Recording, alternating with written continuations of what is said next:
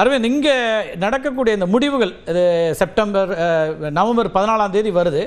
அதனுடைய தாக்கம்ங்கிறது தமிழ்நாட்டில் எங்கேயாவது ரிஃப்ளெக்ட் ஆகிறதுக்கு வாய்ப்பு இருக்கா? என்டிஏவோட வெற்றி அல்லது இந்தியா பிளாக்கோட வெற்றி அல்லது இது ஏதாவது ஒரு விஷயம் அப்படிங்கிறது?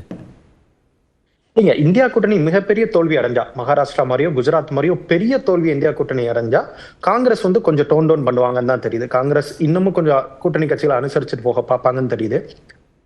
பிரசாந்த் கிஷோர் 3வது அணியை உருவாக்குவதற்கு, இந்தியா முழுவதுமாக 3வது அணியை உருவாக்குவதற்கு பிரசாந்த் கிஷோர் தன்னோட முயற்சிகளை தொடர்ந்து அவர் செய்வார் தான் தெரியுது. சோ எப்படி இருந்தாலும் பீகார் தேர்தலுக்கு அப்புறம் இந்திய அரசியல்ல ஒரு மாற்றம் கன்ஃபார்ம் தொடங்க போகிறது. நீங்க எப்படி பாக்குறீங்க திரு கனகராஜ்? அரசியலா அது இந்த தேர்தல் முடிவுகள்ங்கிறது என்ன இம்பாக்ட் ஏற்படுது? எல்லா தேர்தல் முடிவுகளுமே பாசிட்டிவா இருந்தாலும் சரி, நெகட்டிவா இருந்தாலும் சரி, இது வெறுமனே இது மட்டும் தான் நடக்கும், வேற எதுவுமே நடக்காது, அப்படி ஒரு நேர்கோட்டில் பார்க்க முடியாதுன்னு நினைக்கிறேன்.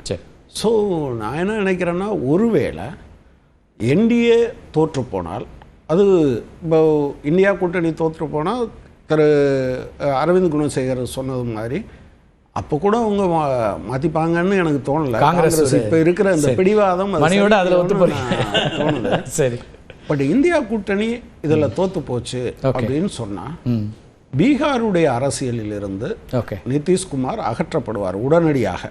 இல்லைன்னா கொஞ்ச நாள் கழிச்சு அகற்றப்படுவார். அந்த வகையில் அப்படி பார்க்குறீங்க திரு சூர்யா. தமிழ்நாட்டில் என்ன இம்பாக்ட் எதிர்பார்க்குறீங்க? பீகார்லேருந்து நீங்கள் இப்போ அங்கே முதலமைச்சர் வேட்பாளர் சொல்ல மாட்டோம் அந்த மாதிரிலாம் இங்கேயும் கொண்டு வருவீங்களா? என்ன அது? நாங்கள் என்ன எதிர்பார்க்குறோன்னா, மிகப்பெரிய வெற்றியை பெற்று எங்களுடைய பலத்தை கூட்டி இங்கே கிடைக்க வேண்டியது அதிகமாக எண்ணிக்கை கூடுதலாக வாங்க இருக்கிறோம். தேசிய கட்சிகள் 2 பேரும் அதை பார்ப்பாங்க. காங்கிரஸோ அல்லது பாஜகவோ அங்கே கிடைக்கக்கூடிய வெற்றி என்பது அவங்களுக்கு இது மட்டும் இல்லை, அதில் கிடைக்கக்கூடிய வெற்றி வைத்து அடுத்த ஆண்டு வரக்கூடிய 5 மாநில தேர்தல், புதுச்சேரி ஆகட்டும் கேரளா ஆகட்டும், அதில் பலன் கிடைக்கும்னு நம்ம பார்ப்போம். இறுதியாக ஒரு டேட்டா சொல்ல எடுக்க பெர் கேபிட்டா இன்கம் க்ரோத் இருந்தான்னு கேட்டார். 2005 6000, 2015 32,000 இருந்தது. அதனால 24,000 இருந்தது.